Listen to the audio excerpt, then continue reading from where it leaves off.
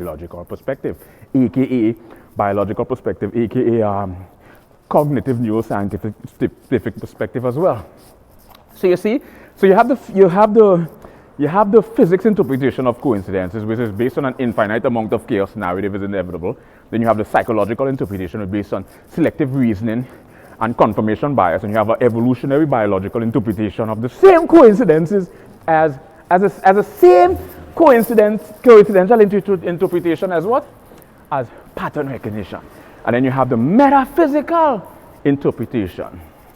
Metaphysical is, and then you have the spiritual interpretation, which attribute to coincidences, aka synchronicity, to a divine intervention, and external divine intervention. This is where we get into areas like pantheism. When we look at the spiritual interpretation of coincidences, aka synchronicity, now have a different interpretation. It's like a standard